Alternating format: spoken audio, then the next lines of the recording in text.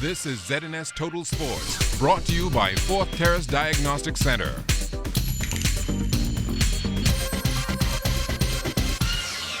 Good evening, Bahamas. Welcome to sports. I'm Jared Higgs. Topping things off, the $3.5 million Hero Golf Challenge hosted by Tiger Woods is being held right here in the Bahamas.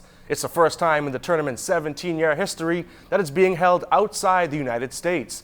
And this morning, the Pro-Am side got things started with pro golfers Jordan Spieth and Justin Rose. The main man, Tiger Woods, is still nursing an injury, so he'll watch from the sidelines. This is fantastic to have Hero and Pawan here and Anaban, and to have this amazing facility here at Albany and Tavistock. It's been incredible over my years, my relationship with Tavistock, and to have this opportunity to have it here at Albany is just fantastic. To have the field we have, it's by far the best field we've ever had. Thank you, Tiger, for hosting all of us.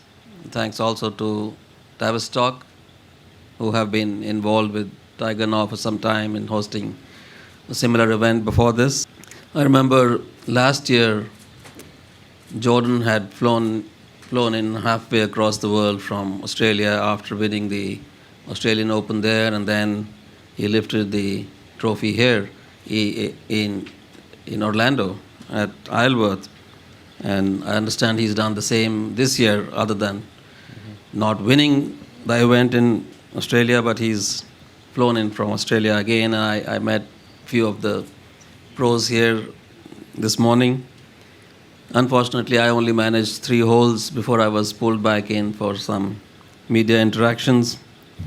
Yesterday, we told you about the great respect that many international sailors have for our Bahamian sailors' innate ability to navigate the seas. Well, in welcoming a group of international sailors to the country, Minister of Agriculture, the Honorable V. Alfred Gray, announced some great news that will allow those international sailors to put their skills to the test against our local skippers. When you combine your professional sailing with the local sailing community, that is something great.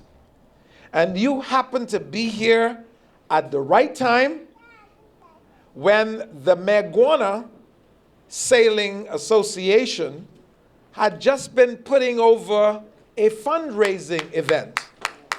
And you were able to dovetail into that event, and look what we have here now. We have begun now to discuss an annual event when the SLS will be in the Bahamas during the first week in December, and I have told my ministry that we are going to organize local sloop sailing during that week so that we could combine the professional sailors with our local sailing community and have one big smashing regatta. The newly elected board of the B3As held a press conference with Minister of Youth, Sports and Culture, the Honorable Dr. Daniel Johnson. Addressing the media, the minister applauded the efforts of the winning ticket and encouraged them to take track and field to the next level. We wanted to congratulate your team, United Purpose, for your renewal of energy within the federation. Athletics, of course, has been one of our most successful federations in the history of the Bahamas. We always tell people the Bahamas is a country that punches way above its weight category.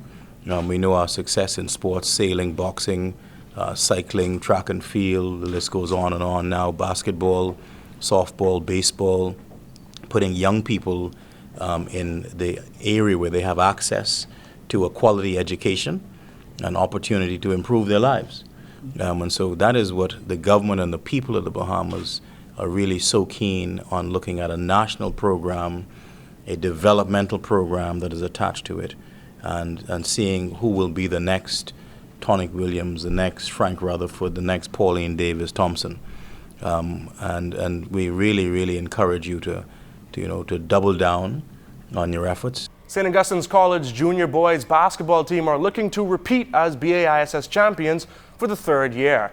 Yesterday, they improved to 5-0 by beating the Aquinas Aces 39-25. SAC coach John Todd says he expects his team to hit their stride. We had a bad start for the last 2 games.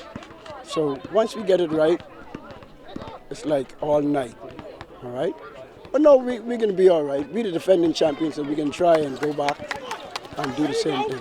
But this is a young team, so and we get a lot of new players, so we try to gel them in one at a time. The loss brings Aquinas' record to 3-2. Aces coach Lawrence Erving says they'll be better once their squad gets healthy. We have been plagued with injuries this season. Out of our starting 5, 3 guys are, have nursing Achilles tendon, sprained ankle, sprained knee, and we went deep in our bench, and we just could not sustain the lead. And Jonathan, being the veteran coach he is, he knows to milk that clock, and time run out on us. We made a run late in the fourth quarter, but time just ran out on us. Over in the New Providence Women's Basketball Association, the Super Value Cybots absolutely destroyed the Engliston Elites 73-27. Cybot shooting guard Latondra Brown says the victory was the right response to their previous performance. Coming off a 2-point loss from Truckers, we didn't want to come in playing nonchalant, so we just came in this game today to play our regular game so that we can stay abreast of what we're doing. We knew that the Elites is in a very, well, I wouldn't say strong, but a very active team in the Women's League. Life Success Principles is an organization committed to providing positive guidance to young people. Founder and director of the organization, Simone Bowe, fills us in on their most recent initiative. We're happy to be hosting our 2nd annual Youth Empowerment Week, featuring the I Keep It Local inspirational street ball team. We are doing school visits. Yesterday we went to Aquinas College, also C.I. Gibson. We will be going to Anatole Rogers, and we have a big game at the Kendall G. Isaacs Gym tomorrow, Thursday, at 6 p.m. That's open to the public. All youth are free to attend, and we are so excited because this team exemplifies what is teamwork, what is overcoming challenges and passion and pursuing goals, and those are the positive messages that we want to share with the young people, in particular in our inner city communities and those that may be considered at risk, so that they can realize that they're not defined by their environment, but that they can actually create the life that they want and live their dreams. And that's all the time we have for sports. On behalf of the whole sports team, I'm Jared Higgs. Stay with us. Your final check on weather is still to come.